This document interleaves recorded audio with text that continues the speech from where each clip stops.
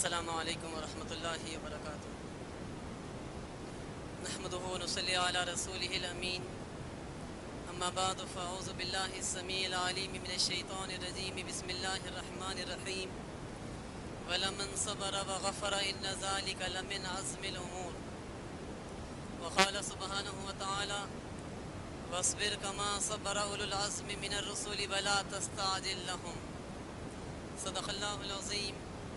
وصدق رسولہ الامین ونحن علی ذالک من الشاہدین۔ تعریف تمام رب عظیم جلیل کے لیے، ہم سب اسی کی حمد و ثنا بیان کرتے ہیں، اسی کی بڑائی و کبریائی کا اعلان کرتے ہیں،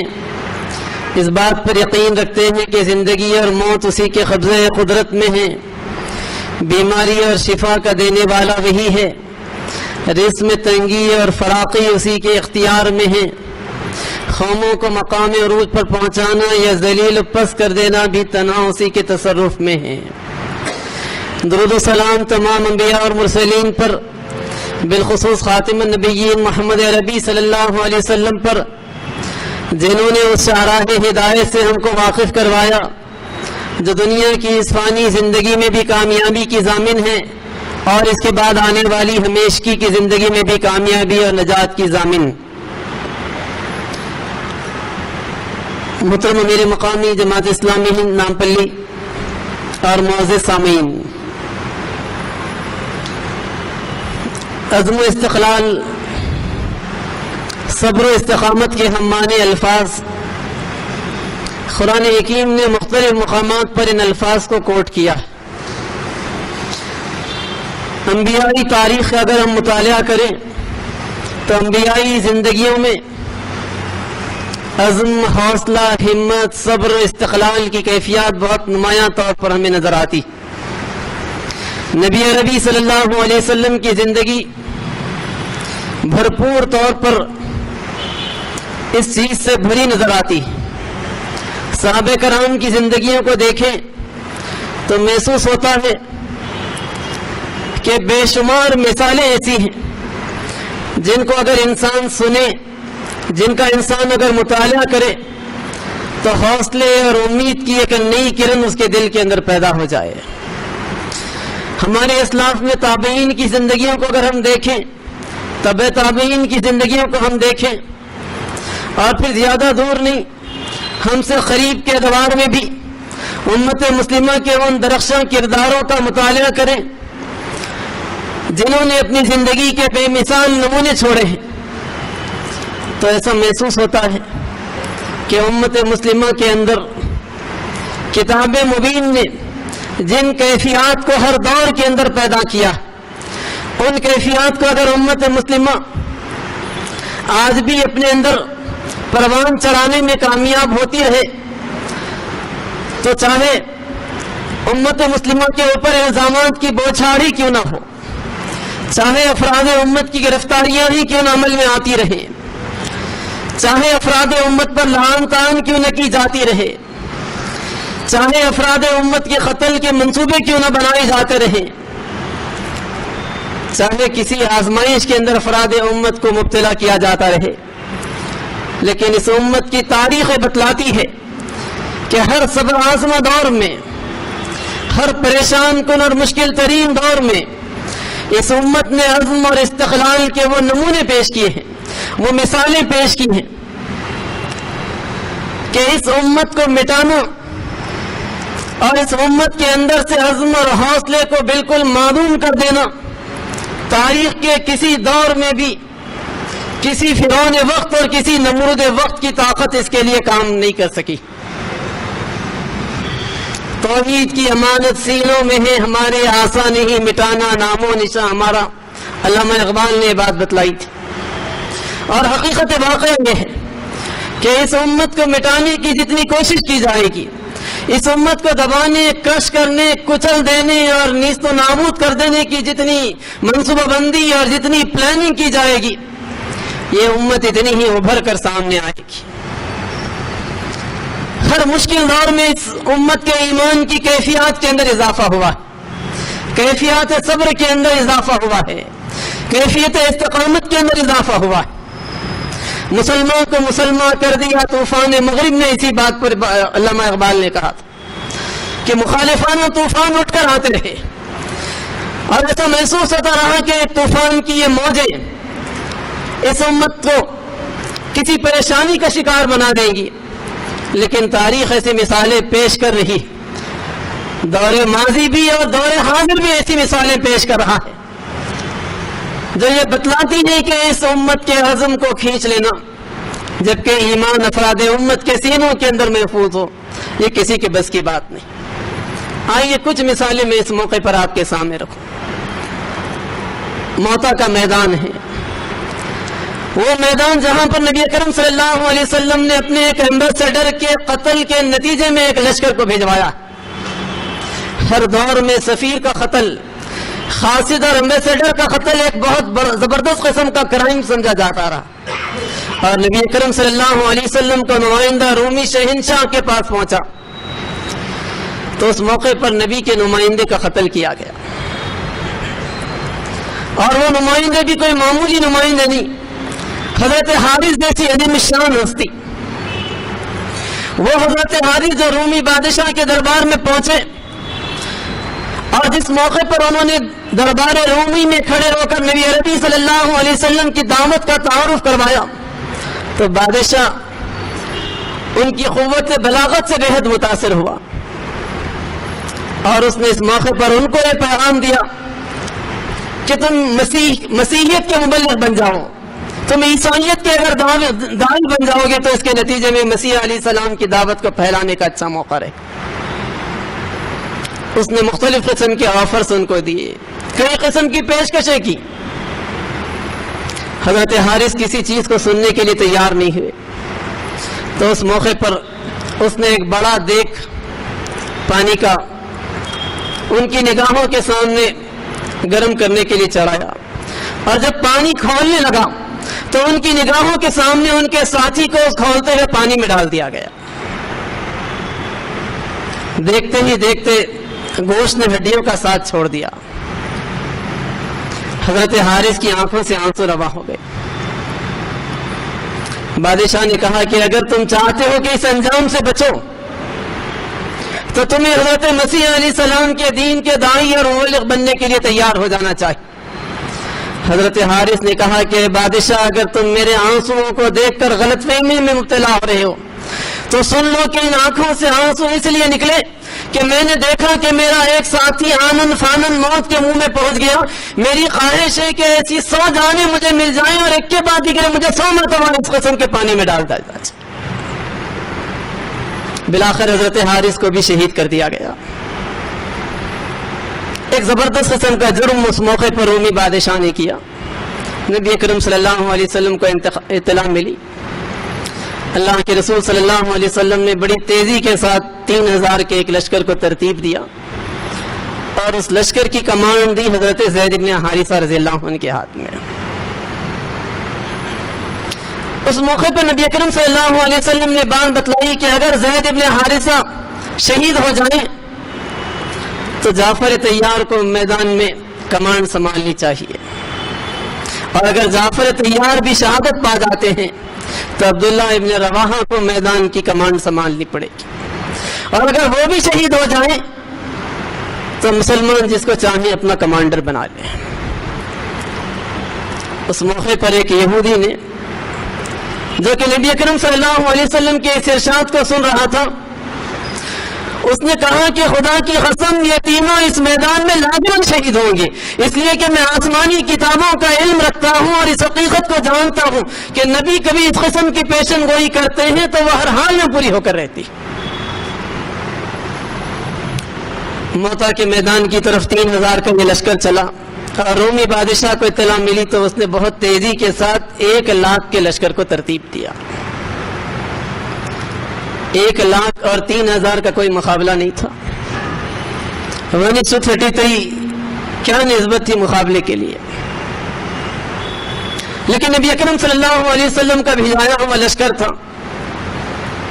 اور اللہ کے رسول نے اپنے ایک ایمبیسیڈر کے قتل کے بدلہ لینے کے لیے ان کو بھیجوایا تھا. تو اس موقع پر ان لوگوں نے سوچا کہ ہم کو بہرحال میدان میں مقابلہ کرنا ہے. جنگ کا آغاز ہوا. حضرت زید بن حارثہ رضی اللہ عنہ نے بڑی بہادری سے دشمنوں کا مقابلہ کیا، لیکن نبی کی پیشن گوئی کے مطابق وہ میدان میں شہید کر دیے گئے. اس موقع پر جعفر طیار آگے بڑھے، انہوں نے پرچم اسلامی کو سنبھالا، اور مورخین لکھتے ہیں کہ ان کے جسم پر تلواروں کی 90 ضربیں اس موقع پر پڑی. جسم میں ایک بالغ کے برابر بھی ایسی جگہ نہیں تھی جہاں پر تلوار کی کوئی ضرب نہیں پڑی، لیکن اس کے باوجود پوری استقامت کے ساتھ حضرت جعفر طیار رضی اللہ عنہ نے اس میدان میں مقابلہ کیا، اور بالآخر وہ بھی شہید کر دیے گئے. یہاں تک کہ عبداللہ بن ابی رواحہ رضی اللہ تعالیٰ عنہ کا موقع آیا، انہوں نے آگے بڑھ کر پرچم اسلامی کو سنبھالا. اپنے 2 ساتھی کمانڈرز کا حشر انہوں نے اپنی نگاہوں سے دیکھا. طالب الحاشمی لکھتے ہیں عبداللہ بن ابی رواحہ نے اپنے آپ کو مخاطب کرتے ہوئے کہا کہ عبداللہ، دنیا اور دنیا کی زندگی اور اس کی تمنائیں اور آرزوئیں تیرے سامنے ہیں، لیکن عبداللہ تیرے 2 ساتھی ہیں جنہوں نے ابھی جام شہادت نوش کیا ہے. ان کی زندگیوں کو دیکھ اور اپنے آپ پر تو کنٹرول کر. اپنے آپ کو بڑے سخت انداز میں انہوں نے نصیحتیں کی، اور پھر اس کے بعد عبداللہ ابن ابی رواحہ میدان میں آگے بڑھے. دشمن سے مقابلہ کرتے ہوئے بالآخر یہ تیسرے کمانڈر بھی موتا کے میدان میں شہید کر دیے گئے. اس موقع پر خالد بن ولید رضی اللہ عنہ نے آگے بڑھ کر اسلامی لشکر کے پرچم کو سنبھال لیا، اور مسلمانوں نے اس کی کمانڈ کو فوراً تسلیم کر لیا. یہ پہلا موقع تھا جبکہ خالد بن ولید کو اپنی جانبازی کے جوہر دکھانے کا موقع ملا تھا. صلح حدیبیہ اور فتح مکہ کے درمیان میں وہ اسلام قبول کرنے والوں میں سے تھے، لیکن فتح مکہ کے موقع پر کوئی بڑی جھڑپ نہیں ہوئی تھی. نبی اکرم صلی اللہ علیہ وسلم کے یہ ساتھی جس موقع پر کمان سنبھال کر آگے بڑھتے ہیں، ایک کے بعد دیگرے موتا کے میدان میں 8 تلواریں ان کے ہاتھ سے ٹوٹتی، تلواروں کو تبدیل کرتے چلے جاتے ہیں، یہاں تک کہ نئی تلوار انہوں نے سنبھالی. اللہ نے حرب و ضرب کی زبردست قسم کی صلاحیت ان کو عطا کی تھی. دیکھتے کہ دیکھتے میدان کے نقشے کو پڑھنا، اس کی کیفیات کو سمجھنا، دشمن کی قوت و طاقت کا اندازہ لگانا، اس کی کمزوریوں کو سمجھنا، کس مقام پر ضرب لگانے کے نتیجے میں دشمن کو کمزور کیا جا سکتا ہے، اور کیفیات کو بھانپنا، یہ ساری چیزیں حضرت خالد بن ولید رضی اللہ عنہ کے اندر کوٹ کوٹ کر بھری تھی. اور یہی وجہ تھی کہ انہوں نے احد کے میدان میں امت مسلمہ کے لشکر کو شکست دینے میں ایک بہت اہم رول پلے کیا تھا. وہی خالد بن ولید ہیں آج اسلامی لشکر کے کمانڈر کی حیثیت سے. اور 8 تلواریں ٹوٹنے کے بعد نئی تلوار کو لے کر انہوں نے مقابلہ کیا، اور موتا کے اس میدان میں جب شام کا وقت ہوا، سورج غروب ہونے لگا، تو لوگوں نے دیکھا کہ ایک طرف تو کیفیت یہ ہے کہ مسلمانوں کے کئی افراد شہید ہو چکے، بے شمار زخمی پڑے ہیں، لیکن دوسری طرف موتا کا میدان یہ منظر پیش کر رہا ہے کہ اس 1 لاکھ کے لشکر میں ہزاروں لاشیں ہیں جو اس وقت موتا کے میدان میں بکھری پڑی. اور جو نقصان مسلمانوں کے لشکر کو اس رومی لشکر نے پہنچایا ہے، اس کے بالمقابل ان کا بڑا شدید قسم کا نقصان خالد بن ولید نے کیا.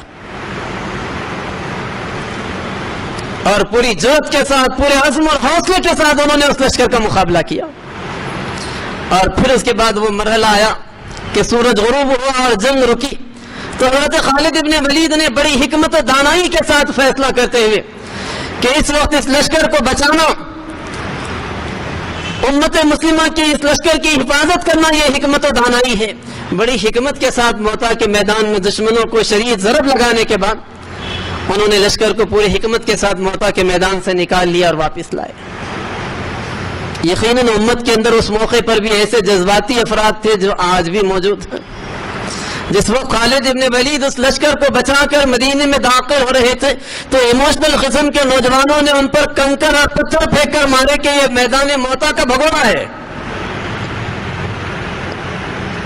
لیکن نبی اکرم صلی اللہ علیہ وسلم کے پاس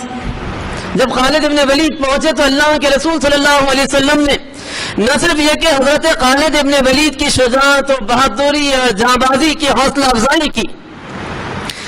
نہ صرف یہ کہ ان کی حکمت و دانائی کے ساتھ لشکر اسلامی کی حفاظت کرنے کے فیصلے کو سراہا، بلکہ تاریخ کا یہی وہ موقع تھا جب کہ اللہ کے رسول نے انہیں سیف اللہ کے لقب سے نوازا۔ ایک طرف سیف اللہ کا لقب دیا جا رہا ہے، لوگ خوش ہیں کہ ان کے ساتھی کمانڈر کو اللہ کے رسول نے اتنے عظیم الشان لقب سے نوازا ہے، دوسری طرف خالد ابن ولید ہے کہ پیچھے آ کر آنکھوں سے آنسو بہا رہے۔ لوگ حیران ہو کر کہتے ہیں کہ اللہ کے رسول نے آپ کو سیف اللہ کا لقب دیا ہے اور آپ کی آنکھوں میں آنسو ہیں۔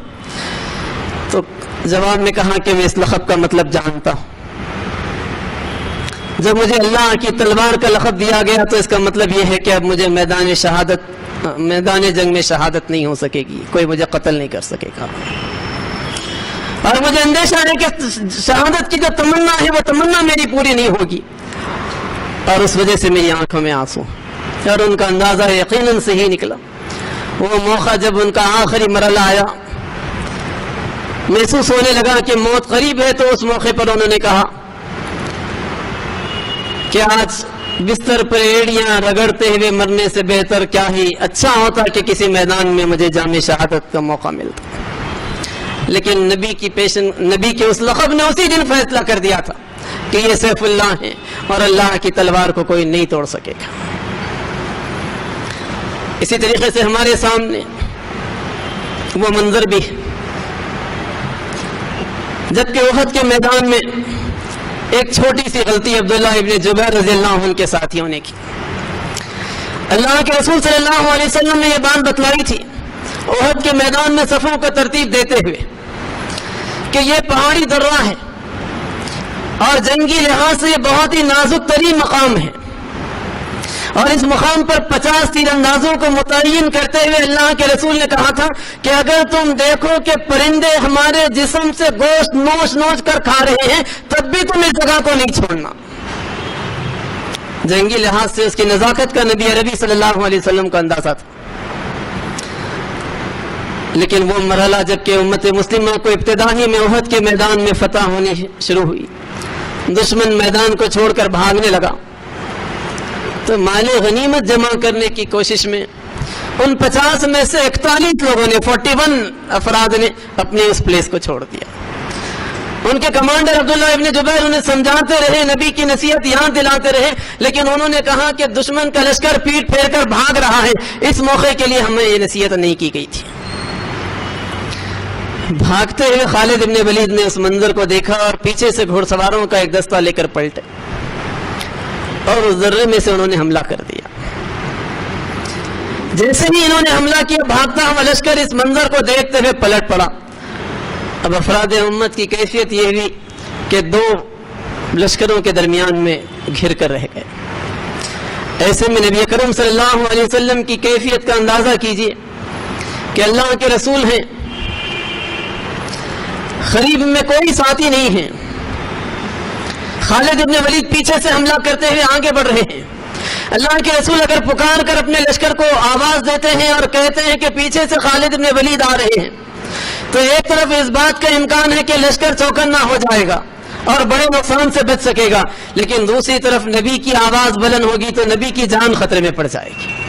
نبی کی آواز کو پہچان لیا جائے گا اور ٹارگٹ بنا کر آپ پر اٹیک کیا جائے گا۔ کہ اللہ کے رسول صلی اللہ علیہ وسلم نے اس موقع پر لشکر اسلامی کی حفاظت کو اپنی جان کی حفاظت سے کہیں زیادہ اہمیت دیتے ہوئے بلند آواز سے اسلامی لشکر کے اپنے ساتھیوں کو خبردار کیا کہ خالد پیچھے سے حملہ کرتے ہوئے آ رہے ہیں۔ جیسے ہی اللہ کے رسول کی آواز بلند ہوئی، قریب میں ابن خمہ کھڑا ہوا تھا، تیزی کے ساتھ وہ آگے بڑھا اور تلوار اس نے اپنی بلند کی اور نبی اکرم صلی اللہ علیہ وسلم پر ایک شدید قسم کی ضرب لگائی۔ اللہ کے رسول کے بائیں کاندھے پر وہ ضرب پڑی، چونکہ لوہے کی زرہ اللہ کے رسول پہنے ہوئے تھے تو اس کے نتیجے میں زرہ تو نہیں کٹی، لیکن اتنا شدید قسم کا مار تھا کہ اس کے نتیجے میں 1 مہینے تک نبی کے کاندھے میں تکلیف رہی۔ اس نے ضرب لگاتے ہوئے کہا کہ میں ابن قمہ ہوں، توڑ دینے والے کا بیٹا ہوں۔ یہ کہتے ہوئے اس نے ضرب لگائی،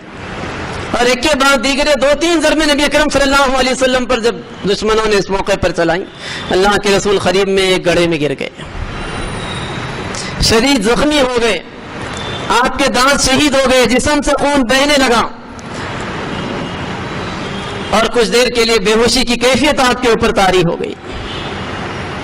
لیکن اللہ کے رسول نے اس موقع پر جس استقلال کا مظاہرہ کیا، اندازہ کیجیے کہ اللہ کے رسول صلی اللہ علیہ وسلم نے دشمن کے بالمقابل پوری استقامت کے ساتھ وہاں پر اللہ کے رسول کھڑے بھی رہے، اپنے دشمن کے بالمقابل اپنے ساتھیوں کو خبردار بھی کیا، اور اس موقع پر نبی کی جو کیفیت تھی اس کو دیکھ کر آپ کے قریب آپ کے ساتھی جمع ہوئے، اور انہوں نے بھی جس عزم کا مظاہرہ کیا، اندازہ کیجیے کہ دشمن کو جیسے ہی اندازہ ہوا کہ نبی اکرم صلی اللہ علیہ وسلم کو انہوں نے اپنے گھیرے میں لیا، تابڑ توڑ انہوں نے حملے شروع کیے، تیر اندازوں نے تیروں کی بوچھار کرنی شروع کی، تلواریں چلنے لگی، قریب میں تیزی کے ساتھ کچھ صحابہ جمع ہوئے، حضرت طلحہ رضی اللہ عنہ ایک طرف ہیں، کیفیت یہ ہے کہ نبی کی طرف جو تلوار اٹھتی وہ اپنا ہاتھ اٹھاتے، کبھی سیدھا ہاتھ، کبھی بایاں ہاتھ، کبھی اپنا سینہ آگے لاتے، اور ایک کے بعد دیگرے تلواروں کو اپنے جسم پر لیتے جاتے، اور نبی تک کسی تلوار کو نہیں پہنچنے دیتے۔ دوسری طرف سعد ابن ابی وقاص رضی اللہ عنہ جو کہ تیر اندازی کے لیے بہت ہی مشہور، اور تیزی کے ساتھ وہ تیر پر تیر چلا رہے ہیں، اور اندازہ کیجئے کہ کس طریقے سے انہوں نے نبی کے ڈیفنس کا اس موقع پر کام کیا کہ اس کیفیت میں نبی کی زبان سے یہ جملے نکلے کہ ساتھ تم تیر پر تیر چلاتے جاؤ، میرے ماں باپ تم پر قربان۔ نبی کسی کے بارے میں جملہ کہیں تو اندازہ کیجئے کہ اس کے درجات کے بلند، کیا اس کے بلند درجات ہوں، اس کا کیا تصور ہم کریں۔ حضرت ابو دجانہ نے جاں بازی کے جو جوہر دکھائے، احد کا میدان اس پر گواہ ہے، اور یہی وہ میدان ہے جہاں پر حضرت حمزہ کو جام شہادت نوش کرنے کا موقع ملا۔ تاریخ اسلامی عزم و استقلال کے بے مثال نمونے ہمارے سامنے پیش کرتی، تاریخ اس مرحلے کو بھی ہمارے سامنے رکھتی ہے جبکہ اسلامی لشکر ایران میں داخل ہوا، ایک کے بعد دیگر فتوحات کرتے ہوئے لشکر اسلامی آگے بڑھتا چلا گیا، یہاں تک کہ سامنے اسے مدائن کا قلعہ نظر آنے لگا۔ مدائن دشمن کے قلعوں میں سے ایک بڑا مضبوط قلعہ، اور یہ وہ قلعہ تھا جس کے اندر ان کے خزانے بھرے پڑے تھے۔ جس موقع پر لشکر اسلامی وہاں پر پہنچا تو ان لوگوں نے بڑی تیزی کے ساتھ کارروائی کرتے ہوئے اسلامی لشکر اور اس قلعے کے درمیان میں جو دریا تھا اس دریا پر کے سارے پلوں کو توڑ دیا، ساری کشتیاں وہاں سے ہٹا دی گئی، اور اب اسلامی لشکر کو اس دریا کو پار کرنے کا کوئی راستہ باقی نہیں رہا۔ 1 مہینے تک اسلامی لشکر وہیں پر پڑاؤ ڈالے رہا، کوئی تدبیر سمجھ میں نہیں آتی تھی کہ آخر اس دریا کو کراس کیا جائے تو کیسے کراس کیا جائے، یہاں تک کہ ایک دن لشکر اسلامی میں سے ایک جانباز صحابی رسول اٹھ کر کھڑے ہوئے، اور انہوں نے کہا کہ میں اگر کوئی اقدام کروں تو کون میرا ساتھ دینے کے لیے تیار؟ فوراً 400 افراد اٹھ کر کھڑے ہو گئے، اور انہوں نے کہا کہ آپ جو فیصلہ کریں ہم آپ کا ساتھ دینے تیار۔ انہوں نے دریا کی چوڑائی کا مختلف طرف سے جائزہ لیا، اور ایک مقام پر انہوں نے محسوس کیا کہ نسبتاً یہاں پر دریا کم گہرا ہے، تو اس مقام پر وہ گئے اور اپنے گھوڑے کے سامنے کے دونوں پیر انہوں نے دریا میں ڈالے، اور پھر انہوں نے اللہ کا نام لیا، نستعین باللہ وتوکلت علی اللہ کے الفاظ انہوں نے کہے، اور پھر اس کے بعد اپنے گھوڑے کو انہوں نے اللہ کے نام کے ساتھ دریا میں ڈال دیا۔ ان کے 400 ساتھیوں نے اپنے وعدے سے ذرہ برابر بھی انحراف نہیں کیا، اور 400 ساتھیوں نے اپنے گھوڑوں کو ان کے پیچھے اس دریا کے اندر ڈال دیا۔ جب اس منظر کو مدائن کے محفوظ قلعے کے اندر بیٹھے سپاہیوں نے دیکھا تو ان کے لیے بڑا آسان کام تھا کہ قلعے کے اوپر سے وہ تیروں کی ایک بوچھار برسا دیتے اور ان 400 سپاہیوں کو ٹارگٹ بنا کر شہید کر دیتے، لیکن اس عزم، اس استقلال، اس حوصلے اور اس جانبازی کو دیکھ کر ان کے آسان کچھ ایسے قطع ہوئے کہ تاریخ اسلامی کی کتابیں ان کے جملے لکھتی ہیں کہ وہ پکارنے لگے کہ دیو آمنن، دیو آمنن، یہ انسان نہیں ہے، یہ تو دیو ہے، یہ دیو آ رہے، ہم ان سے کیا مقابلہ کریں۔ اور یہ کہتے ہوئے لشکر اسلامی کے دریا پار کرنے سے پہلے مدائن کے اس محفوظ قلعے کو خالی کر کے وہ وہاں سے فرار ہو گئے. علامہ اقبال نے اسی پر کہا تھا، دشت و دشت دریا بھی نہ چھوڑے ہم نے، بحر ظلمات میں دوڑا دیے گھوڑے ہم نے. اور تاریخ بتلاتی ہے کہ مدائن کی فتح کے نتیجے میں سونے، چاندی، ہیرے، جواہرات اور وہاں کی کرنسی اتنی بڑی مقدار میں امت مسلمہ کے ہاتھوں میں آئی کہ اس کے نتیجے میں امت مسلمہ کے لائف اسٹائل کو اس نے چینج کر کے رکھ دیا، ان کی معاشی کیفیات کو اس نے تبدیل کر کے رکھ دیا مدائن کے قلعے کی فتح. پھر تاریخ ہمارے سامنے انبیائی زندگیوں میں وہ زندگی بھی پیش کرتی ہے کہ ایک نوجوان داؤد اس مرحلے پر جبکہ طالوت کا مقابلہ ہو رہا ہے جالوت کے لشکر سے، وہ طالوت جسے حضرت شموئیل علیہ السلام نے وحی الہی کی روشنی میں مسلمانوں کے لشکر کا کمانڈر مقرر کیا، ایک 30 سالہ نوجوان ہے اور بہت ہی ان ایکسپیکٹڈ ان کو اسلامی لشکر کا کمانڈر بنایا گیا. اس موقع پر جبکہ ان کے کچھ گمشدہ گدھوں کو ڈھونڈتے ہوئے ایک مقام پر سے وہ گزر رہے تھے، اور انہی دنوں میں حضرت شموئیل علیہ السلام سے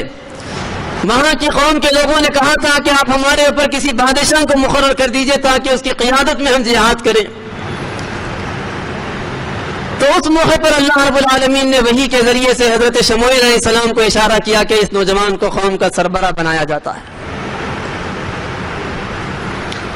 چنانچہ طالوت کو جو کہ اپنے علم اور جسمانی قوت کے لحاظ سے قوم کے اندر ممتاز قوم کا سربراہ بنایا گیا، اور پھر ان کی قیادت میں فلسطین پر حملہ کرنے کے لیے اسلامی لشکر چلا. اور پھر ایک چھوٹی سی آزمائش میدان جہاد میں جانے سے پہلے جب کی گئی تو اس آزمائش میں بنی اسرائیل کی ایک بڑی تعداد فیل ہو گئی اور ایک بہت ہی قلیل حصہ اس کے بعد ان کے ساتھ آگے بڑھا جالوت سے مقابلہ کرنے کے لیے. فلسطین کا سربراہ جالوت اپنے جسمانی ڈیل ڈول کی وجہ سے، اپنی پرسنالٹی کی وجہ سے اتنا نمایاں تھا کہ ہزاروں لوگوں میں کھڑا ہو جاتا تو وہ نمایاں نظر آ جاتا تھا. اور جب طالوت کے لشکر کے مقابلے کا آغاز ہوا جالوت سے تو محسوس ہونے لگا کہ جالوت کا مقابلہ کرنے کی اس لشکر میں سے کسی فرد کے اندر استطاعت نہیں ہے جسمانی لحاظ. اور اس موقع پر جنگ جب اپنے عروج پر پہنچتی تو اس موقع پر جالوت نے میدان میں اوپن چیلنج کر دیا کہ کوئی مجھ سے مقابلہ کرنے کی تمہارے لشکر میں ہمت رکھتا ہے تو وہ آ جائے. کچھ دیر کے لیے ایسا محسوس ہوا کہ طالوت کے سپاہیوں کو سانپ سونپ گیا، لیکن اچانک لوگوں نے دیکھا کہ اس لشکر میں سے ایک دبلا پتلا نوجوان صفوں کو کاٹتا ہوا تیزی کے ساتھ نکل کر آگے بڑھا. جب وہ نوجوان آگے جالوت کے بالمقابل آیا، دونوں کی پرسنالٹی کو لوگوں نے دیکھا تو لوگ ہنس پڑے کہ کہاں ایک طرف انتہائی زبردست ڈیل ڈول کا پہلوان جالوت اور دوسری طرف کہاں ایک نوجوان جس کی پرسنالٹی جالوت کے بالمقابلے میں دکھائی بھی نہیں دے. لیکن جیسے ہی وہ نوجوان آگے بڑھا، جالوت کے قریب آیا،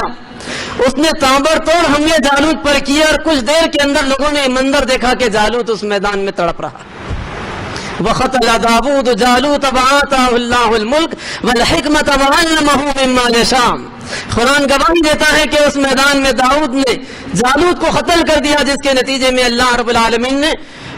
حضرت داؤد علیہ السلام کو پوری قوم کی آنکھ کا تارا بنا دیا گیا، انہیں حکمت سے، انہیں نبوت سے، انہیں علم سے سرفراز کیا گیا. اس استقلال کے نتیجے میں، اس بہادری اور جانبازی کے نتیجے میں، اس عزم اور حوصلے کے نتیجے میں کہ وہ جالوت جس کے چیلنج کو قبول کرنے کی اس لشکر اسلامی میں کسی کے اندر ہمت نہیں ہو رہی تھی، اس موقع پر داؤد علیہ السلام آگے بڑھے اور آگے بڑھ کر انہوں نے مقابلہ کیا. پھر انبیائی زندگی میں عزم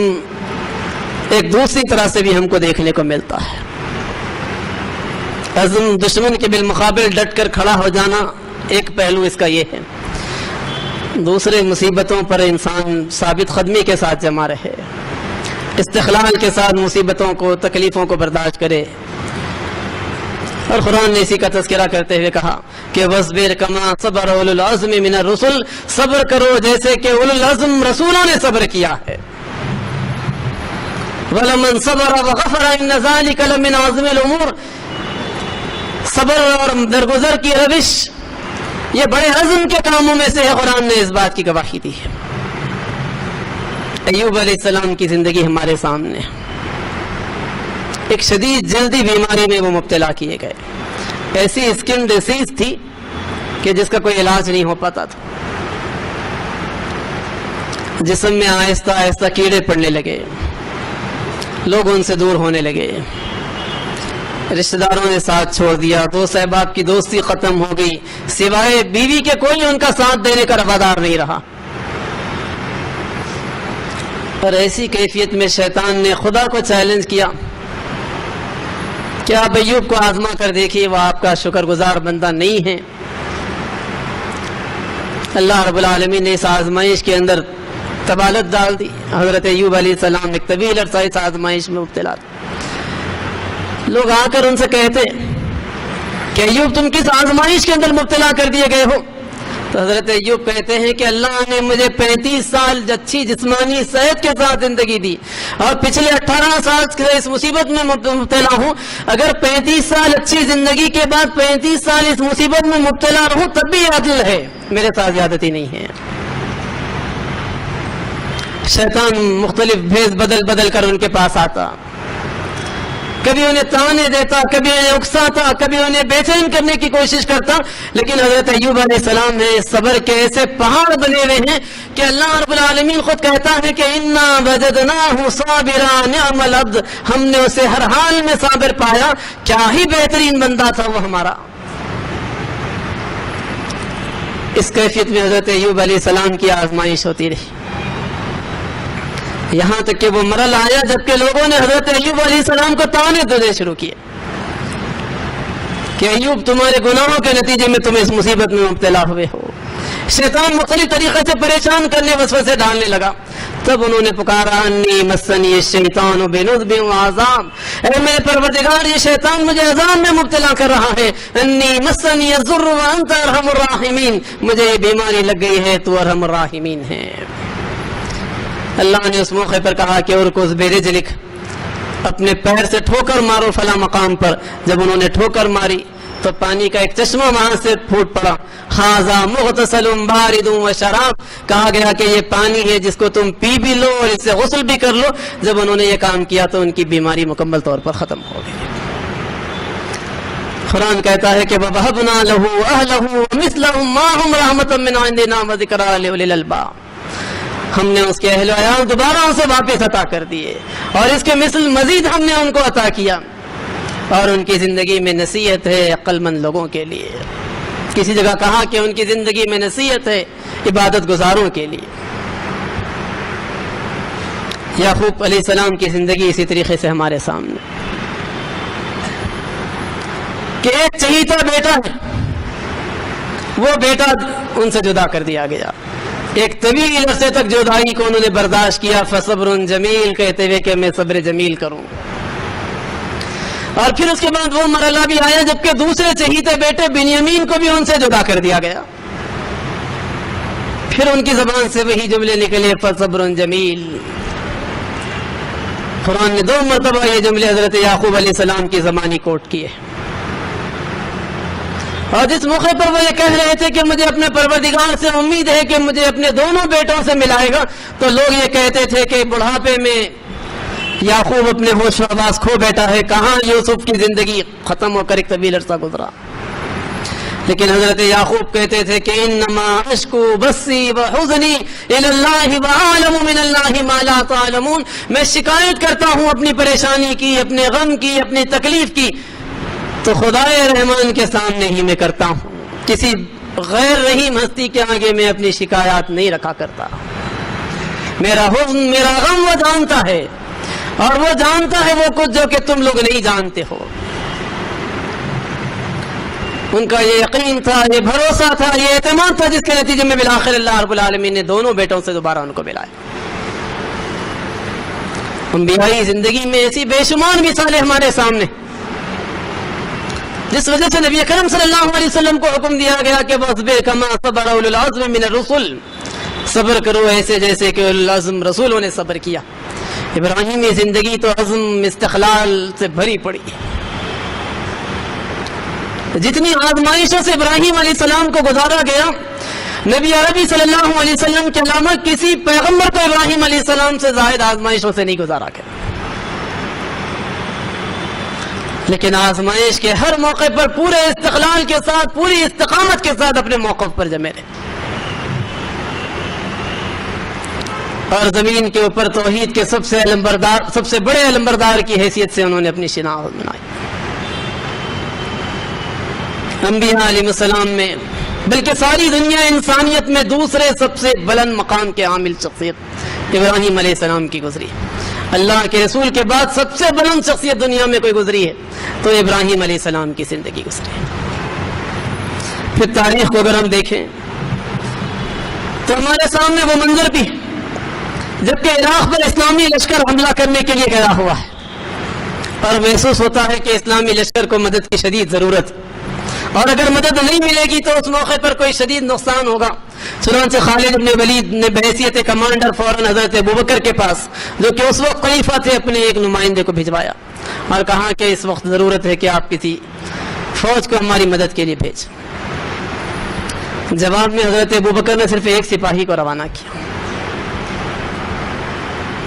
لوگ حیران ہو گئے کہ حضرت خالد چاہتے ہیں کہ مدد کے لیے ایک لشکر کو بھیجا جائے، لیکن جواب میں صرف ایک سپاہی کو حضرت ابوبکر روانہ کر رہے ہیں۔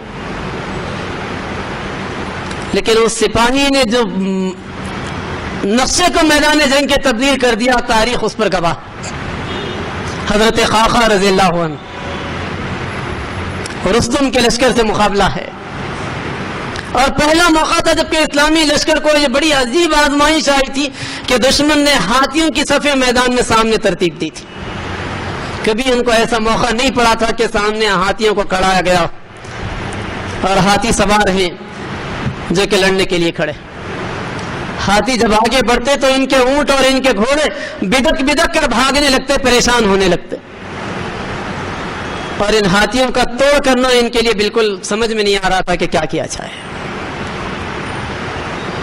حضرت خاقہ نے دیکھا، ایک دن پوری اس کیفیت کا انہوں نے جائزہ لیا کہ لشکر اسلامی کا نقصان ہو رہا، اور یہ ہاتھی جس طرف آگے بڑھتے ہیں اسلامی لشکر کو رونتے ہوئے چلے جاتے۔ تو دوسری رات انہوں نے منصوبہ بنایا اور پھر ان کے مشورے کے مطابق مسلمانوں نے اونٹوں کے اوپر بڑی بڑی لمبی چادریں ڈال دی۔ اس کا ایک فائدہ یہ ہوا کہ اونٹوں کو ہاتھی نہیں دکھائی دینے لگے تو ان کا جو خوف تھا وہ کسی حد تک کم ہوا، اور دوسری طرف اونٹوں کے اوپر چادریں ڈالی جانے سے کچھ ان کی ایسی حیت بنی کہ دشمن کے ہاتھی اس سے عجیب منظر کو دیکھ کر کچھ پریشان ہوئے، اور جب جنگ کا آغاز ہوا تو حضرت خاقہ سب سے پہلے مقابلے کے لیے ہاتھیوں کی طرف آگے بڑھے، اور وہ ہاتھی جو کہ ان پورے ہاتھیوں کی کمانڈ کر رہا تھا، جس کے اوپر ان کا ایک بڑا سپہ سالار بیٹھا ہوا تھا، جنگ کے ابتدائی مرحلے میں انہوں نے آگے بڑھ کر اس ہاتھی کی سونڈ پر ایک ایسی ضرب لگائی کہ اس کی سونڈ اس کے جسم سے الگ ہو کر گری، اور جب وہ ہاتھی چنگاڑتا ہوا اپنی فوج کی طرف پلٹا تو اس موقع پر حضرت خاقہ رضی اللہ عنہ کی تدبیر کے مطابق، ان کی پلاننگ کے مطابق، اسلامی لشکر کے تیر اندازوں نے نشانہ لگا کر پورے ہاتھیوں کی آنکھوں پر تیروں کی برسات برسائی ہے، اور جب ہاتھیوں کی آنکھوں پر تیر برسے تو پریشانی کی کیفیت میں جب پلٹ کر وہ بھاگنے لگے تو اس کے بعد انہوں نے اپنے ہی لشکر کو بری طریقے سے راؤنڈ ڈالا، اور 3 دن کی ایک زبردست قسم کی جنگ کے بعد بالآخر مسلمانوں نے اس میدان کو فتح کر لیا۔ لوگوں کو سمجھ میں آیا کہ کیوں حضرت ابوبکر نے صرف ایک سپاہی کو روانہ کیا تھا۔ تاریخ اسلامی ہمارے سامنے حضرت ایوب رضی اللہ تعالیٰ، حضرت ابو ایوب انصاری رضی اللہ عنہ کی مثال بھی پیش کرتے۔ قسطنطنیہ کو اسلامی لشکر جا رہا ہے، اور اللہ کے رسول کی پیشن گوئی لوگوں نے سن رکھی تھی، اور کئی راوی اس وقت تک موجود تھے جنہوں نے نبی سے یہ حدیث سنی تھی کہ قسطنطنیہ کو جو پہلا اسلامی لشکر پہنچے گا اس کے ہر سپاہی کی اللہ مغفرت فرمائے گا۔ ہر ایک کی تمنا تھی کہ وہ اس لشکر کا حصہ بنے، نبی کی پیشن گوئی، مغفرت کی پیشن گوئی۔ حضرت ابو ایوب انصاری بہت بوڑھے ہو گئے ہیں، 90 سال سے زائد ان کی عمر ہو گئی، لیکن انہوں نے بیٹوں سے کہا کہ میں بھی چلنا چاہتا ہوں۔ بیٹوں نے کہا کہ اللہ رب العالمین نے آپ کی عمر کے لحاظ سے آپ کو معذرت کا موقع دیا ہے، کیوں آپ چلنا چاہتے ہیں؟ انہوں نے کہا انفروا خفافا وثقالا، حکم دیا گیا ہے کہ تم ہلکے ہو یا بوجھل ہو، کمزور ہو یا طاقتور ہو، نوجوان ہو یا بوڑھے ہو، ہر حال میں تم نکلو، میں نکلنا چاہتا ہوں۔ چنانچہ ان کی خواہش پر ان کو لے جایا گیا۔ لشکر اسلامی بھی درمیان ہی میں تھا کہ حضرت ابو ایوب انصاری کی موت واقع ہو گئی، اور اس موقع پر ایک تابوت میں ان کو رکھا گیا۔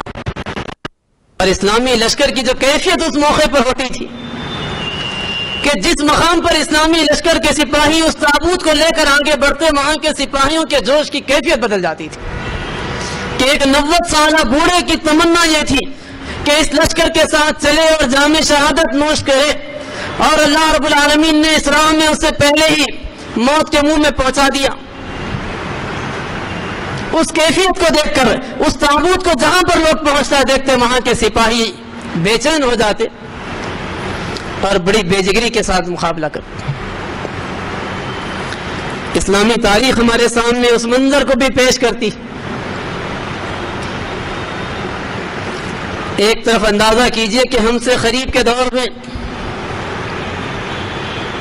ورلڈ وار کے خاتمے کے بعد ہٹلر نے خودکشی کی، اس کے قریبی ساتھیوں نے کچھ خودکشی کی، اور پھر اس کے بعد کچھ ساتھی اس کے گرفتار کیے گئے، اور جب وہ گرفتار کیے گئے ساتھیوں کو پھانسی کے پھندے کی طرف لے جایا جا رہا تھا، تو وہ لوگ جنہوں نے ہٹلر کا ساتھ دے کر 40 لاکھ یہودیوں کا قتل کیا تھا، 40 لاکھ انسانوں کو موت کے منہ میں پہنچایا تھا، وہ لوگ جو اتنے بے رحم تھے کہ بوڑھوں کو یہ کہہ کر گولی مار دیتے تھے کہ تم سے کوئی پروڈکٹیوٹی کی ہم کو امید نہیں ہے، صرف تمہارے اوپر خرچ ہی کرنا پڑے گا، اتنے بے رحم قسم کے لوگ۔ لیکن جب انہیں پھانسی کے پھندے کی طرف لے جایا جا رہا تھا تو مورخ یہ لکھتا ہے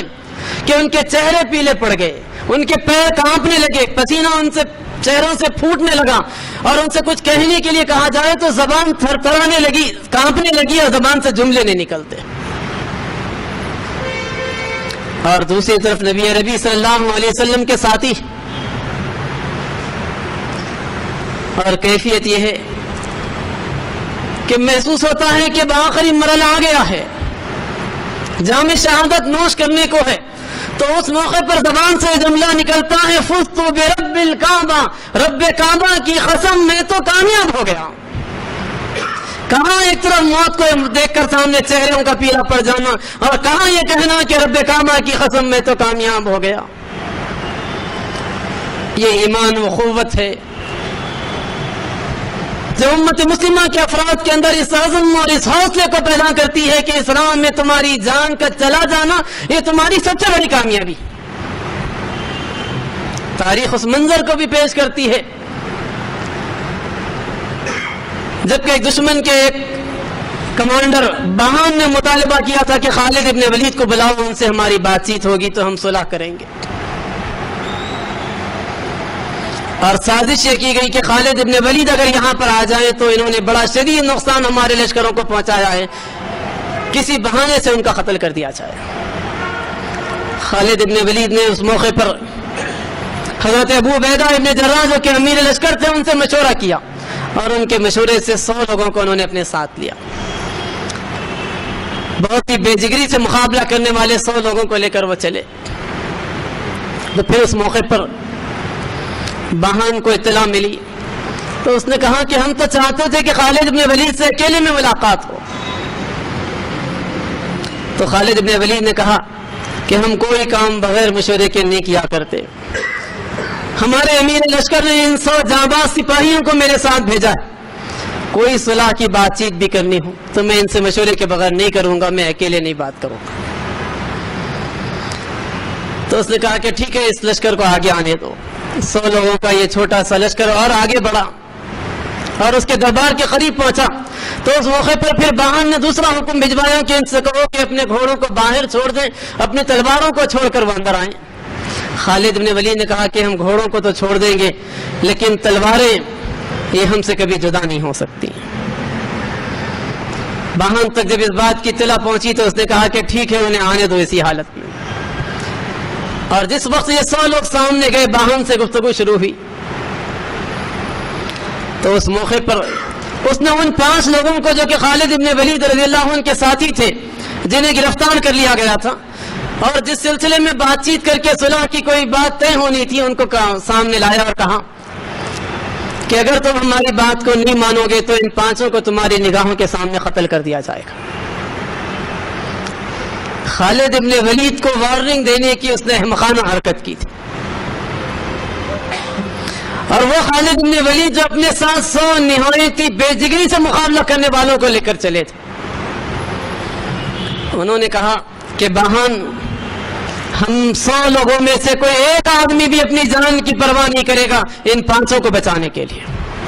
ہم 100 کے 100 یہاں پر کٹ کر مر جائیں گے لیکن ان کو بچانے کی اس موقع پر کوشش کریں گے اگر تم کوئی ایسی احمقانہ حرکت کرو گے۔ جب خالد بن ولید اور ان کے ساتھیوں کے تیوروں کو باہن نے پڑھا تو اس موقع پر اس نے فوراً اپنے موقف کو تبدیل کر دیا کہ ٹھیک ہے ان 500 کو میں رہا کرنے کے لیے تیار ہوں، صلح کی بات چیت کو آگے بڑھایا جائے۔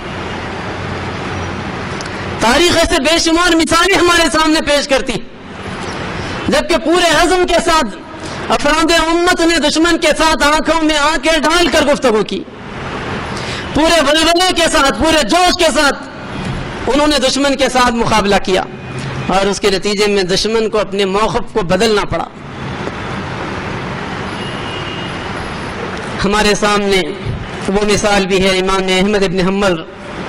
رحمۃ اللہ علیہ کی کہ ان کی سیرت پر لکھنے والوں نے یہ بات لکھی ہے کہ بادشاہ جس وقت ان سے ناراض ہوا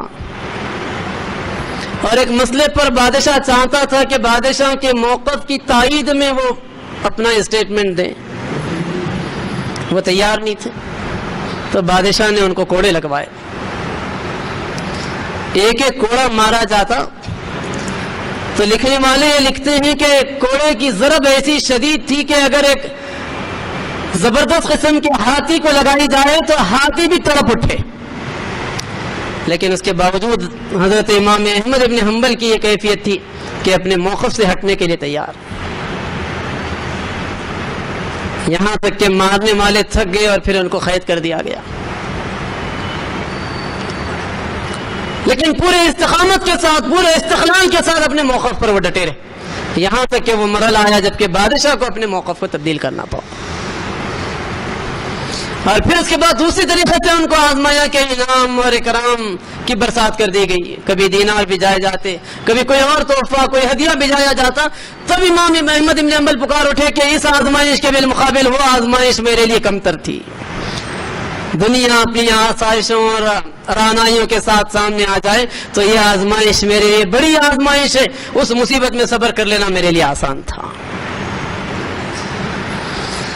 تاریخ اسلامی ہمارے سامنے بے شمار مثالیں رکھتی ہے، میں نے اس موقع پر کچھ مثالیں آپ کے سامنے رکھی، ان مثالوں پر اگر ہم غور کریں تو یہ مثالیں ہم کو یہ بتلاتی ہیں کہ جب کبھی امت مسلمہ نے صبر اور استقامت کا مظاہرہ کیا اللہ نے ان کے اندر سے اچھے لیڈروں کو بھی پیدا کیا۔ بنی اسرائیل کے بارے میں قرآن گواہی دیتا ہے کہ وَجَعَلْنَا مِنْهُمْ أَئِمَّةً يَهْدُونَ بِأَمْرِنَا لَمَّا صَبَرُوا وَكَانُوا بِآيَاتِنَا يُوقِنُونَ، ہم نے ان کے اندر ایسے افراد پیدا کیے جو ان کی اچھی طریقے سے رہنمائی کرنے کے قابل تھے، اہل تھے، اس موقع پر ہم نے یہ کیا جبکہ انہوں نے یقین اور صبر کی دو کیفیات کو اپنے اندر پیدا کیا۔ قومیں جب صبر و استقامت اور یقین کی ایمان کی قوت اپنے اندر پیدا کرتی ہیں تو پھر اللہ ان کے اندر اچھے لیڈروں کو پیدا کرتا ہے، یہ قرآنی قانون ہے۔ اور قوموں کے اندر اگر یہ شکایت باقی رہتی ہے کہ ہمارے اندر باصلاحیت افراد ہیں تو ان کے اندر صالحیت نہیں ہے، اور صالح افراد ہیں تو ان کے اندر صلاحیت نہیں ہے، تو اس کا مطلب یہ ہے کہ قوم کے اندر سے صبر اور یقین کی کیفیات کا فقدان ہو رہا ہے، یہ کیفیات کٹ رہی، اور قومیں جب اپنے اندر ان دو کیفیات کو پیدا کرتی ہیں تو پھر اللہ ان کے اندر ایسے افراد کو پیدا کرتا ہے جو صلاحیت اور صالحیت دونوں کے لحاظ سے قوم کو لیڈ کرنے کی صحیح طور پر پوزیشن میں رہتے ہیں۔ اسی طریقے سے قرآن نے یہ بات بتلائی کہ استقامت کے نتیجے میں اللہ رب العالمین کے وعدے پورے ہوتے ہیں۔ وَتَمَّتْ كَلِمَةُ رَبِّكَ الْحُسْنَىٰ عَلَىٰ بَنِي إِسْرَائِيلَ بِمَا صَبَرُوا، اللہ رب العالمین نے اپنے پورے وعدے خیر کو پورا کیا بنی اسرائیل کے ساتھ، جبکہ انہوں نے صبر کے ساتھ ڈٹ کر انہوں نے دشمن سے مقابلے کے روش کو اپنایا۔ کیفیت صبر، کیفیت استقامت، کیفیت استقلال وہ چیز ہے جس کے نتیجے میں اللہ رب العالمین کے وعدے پورے ہوتے ہیں۔ قرآن حکیم کی یہ آیت اس بات کی گواہی دیتی۔ اسی طریقے سے قرآن حکیم یہ بات بھی ہم کو بتلاتا ہے کہ اصبروا وصابروا ورابطوا واتقوا اللہ لعلکم تفلحون۔ صبر کی طرف قرآن حکیم نے سورہ آل عمران کی آخری آیت میں توجہ دلائی کہ انسان ڈٹ کر رہے، جم کر رہے۔ صبر کا صرف یہ مطلب نہیں ہے کہ انسان مشکلوں کو برداشت کر لے، بلکہ صبر کا مطلب یہ ہے کہ انسان اپنے موقف پر استقامت کے ساتھ جم جائے، ڈٹ جائے اور کسی کیفیت میں اپنے موقف کو نہیں چھوڑنے والا بنے۔ یہ اصلاً صبر، اور یہ صبر کی کیفیت پیدا ہوئی تو اس کے نتیجے میں اللہ رب العالمین نے امت کو دنیا کی امامت کے مقام پر فائز کیا۔ اور جب یہ کیفیات کے اندر کمی ہوئی، مایوسی کی کیفیات، عزم و حوصلے کی جو کیفیات میں کمی ہوتی ہیں وہ عام طور پر کسی گروپ میں پیدا ہوتی ہیں تو اسے جائزہ لینا چاہیے کہ کہیں اس کے اندر نفاق تو نہیں پیدا ہوا ہے۔ نفاق کے نتیجے میں یہ کیفیات پیدا ہوتی۔ عزم و حوصلے کی کمی کا جو دوسرا بڑا سبب ہے وہ ریاکاری، کہ انسان خدا کے بجائے کسی اور کو دکھانے کے لیے کام کرے تو اس کے نتیجے میں عزم و حوصلے کی کمی اس کے اندر پیدا ہوتی۔ عزم و حوصلے کی کمی کا جو تیسرا بڑا سبب ہے وہ نیت کی خرابی۔ اخلاص نیت اگر نہیں ہو تو اس کے نتیجے میں ان کیفیتوں سے اللہ رب العالمین افراد اور قوموں کو محروم کر دیا کرتا۔ اور اس کا جو چوتھا سبب ہے وہ محبت الہی کی کمی ہے۔ انسان جب خدا کی محبت میں ڈوب کر یہ سمجھ کر کہ میں سستی کے لیے کام کرنے آگے بڑھا ہوں جو مجھ سے سب سے زیادہ محبت کرنے والا ہے، اور میں اپنے چاہنے والے کی چاہت کو رائے گاہ جانے نہیں دوں گا، تو اس کے نتیجے میں اس کے اندر جو کیفیات پیدا ہوتی ہیں، کیفیات قلب کے اندر ایک تبدیلی پیدا ہو جاتی ہے۔ اور یہ چاروں صفات، ریاکاری سے، نفاق سے، خرابی نیت سے اور محبت الہی کی کمی سے کوئی گروپ اگر اپنے آپ کو محفوظ کرنے میں کامیاب ہو تو اس کے نتیجے میں عزم اور حوصلہ اس کے اندر پیدا ہوتا ہے۔ اس وقت ضرورت اس بات کی ہے کہ وہ پریشان کن حالات جس نے امت کو دنیا بھر میں آزمائشوں میں ڈال رکھا، ایسا محسوس ہوتا ہے کہ اس خطۂ ارض کا کوئی حصہ ایسا نہیں ہے جہاں یہ امت اس وقت سکون کی کیفیات سے دوچار، چاہے وہ برما کی زمین ہو، چاہے وہ بوسنیا کی زمین ہو، چاہے وہ شام ہو، چاہے وہ فلسطین کی سرزمین ہو، چاہے وہ بنگلہ دیش ہو، چاہے وہ عراق ہو، چاہے وہ سرزمین ہند ہو، ایسا محسوس ہوتا ہے کہ روئے زمین کے ہر حصے پر یہ امت اس موقع پر آزمائشوں سے دوچار۔ بس اوقات لوگ حیران ہو کر کہتے ہیں کہ آخر کیوں اللہ رب العالمین اس امت کو آزماتا، لیکن اللہ رب العالمین کا یہ قانون ہی ہے کہ اللہ تعالیٰ اس امت کو آزمانا چاہتا ہے، اور آزمائشوں کے ذریعے سے اللہ تعالیٰ افراد کو کندن بنانا چاہتا ہے، افراد امت کو چھانٹنا چاہتا ہے کیفیات نفاق رکھنے والوں سے۔ اور ابھی آپ کے سامنے ابتداءً جو آیت میرے مقامی نے تلاوت کی، کیا حسب الناس ان یترکوا ان یقولوا آمنا وهم لا یفتنون، کیسے معلوم ہوگا کہ کون تم میں صحیح صاحب ایمان ہے، کون نفاق اپنے اندر نفاق کو اپنے اندر پال رہا ہے۔ اس کو الگ کرنے کے لیے اللہ رب العالمین افراد کو آزمانا چاہتا ہے، اور خدا کا قانون یہ ہے کہ خدا آزمائشوں کے ذریعے ہی سے، مصیبتوں کے ذریعے سے ہی افراد امت کی تربیت بھی کرتا ہے، انہیں بلند مقامات پر پہنچایا بھی کرتا ہے، اور پھر ان کے ذریعے سے دشمنوں پر زبردست قسم کی ضرب بھی لگائی جاتی ہے۔ مشکل اور پریشان کن حالات میں، آزمائشوں کی ان کیفیات کے اندر، جبکہ حکومت وقت مخالف ہو، اقتدار مخالف ہو، پولیس کی دشمنیاں امت مسلمہ کے افراد کے ساتھ ہوں، ایسے میں اگر امت ان کیفیات کے ساتھ، جن کیفیات میں ماضی میں ہمارے اسلاف کی زندگی کو مینار نور بنا دیا تھا، ان کیفیات کو ہم اپنے اندر پروان چڑھانے کی کوشش کریں، ساتھ ہی ہم ہوش کے ساتھ، حکمت و دانائی کے ساتھ کام کریں، کوئی ایسا کام نہیں کریں جو بیل مجھے مان کی روش کو اپنانے کے مصداق ہوا کرتا ہے۔ بسا اوقات میں نے خالد بن ولید رضی اللہ عنہ کی مثال آپ کے سامنے رکھی کہ مدینے کو جب واپس پہنچے تھے تو جذباتی قسم کے نوجوانوں نے انہیں بھگوڑا ڈکلیئر کیا تھا۔ آج بھی آپ حکمت و دانائی کے ساتھ، کوئی لانگ ٹرم پلان کے ساتھ اگر اسلام کی سربلندی اور غلبہ اسلام کی کوشش کریں گے تو لوگ اس پر بزدلی کا تانا آپ کو دیں گے، لیکن حکمت و دانائی کے ساتھ، مومنانہ فراست و بصیرت اور ویژن کے ساتھ اگر ہم آگے بڑھیں تو صلح حدیبیہ کی تاریخ ہم کو بتلاتی کہ بظاہر اس موقع پر وہ فیصلہ صحابہ کو بھی نہیں سمجھ میں آ رہا تھا کہ ان کی قیادت نے کس قسم کا فیصلہ کیا، لیکن نبی کے ویژن میں اور ان کے فالوورز کے ویژن میں جو زبردست قسم کا فرق اس موقع پر جو واقع ہوا تھا، اس نے بالآخر ثابت کر دیا کہ بظاہر دب کر کی جانے والی صلح امت مسلمہ کی فتح کی آئینہ دار تھی۔ آج بھی اگر عزم اور حوصلے کے ساتھ، حکمت و دانائی کے ساتھ، جوش اور ہوش دونوں کے ساتھ اگر ہم کام کرتے ہیں،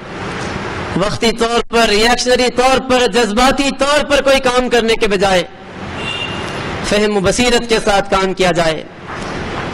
تو اس ملک کے اندر، اس امت کے مستقبل کو ایک روشن مستقبل میں بدل دینا یہ ممکن ہوگا۔ اور اللہ رب العالمین کا یہ وعدہ ہے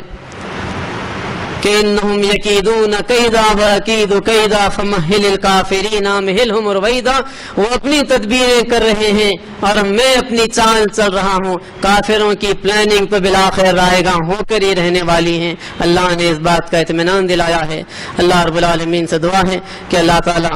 ہم تمام کو صبر و استقلال، ہمت و حوصلے، حکمت و دانائی اور بصیرت و فراست کے ساتھ غلبہ اسلام اور اقامت دین کے لیے کوشش کرنے کی توفیق، قوت، صلاحیت عطا فرما۔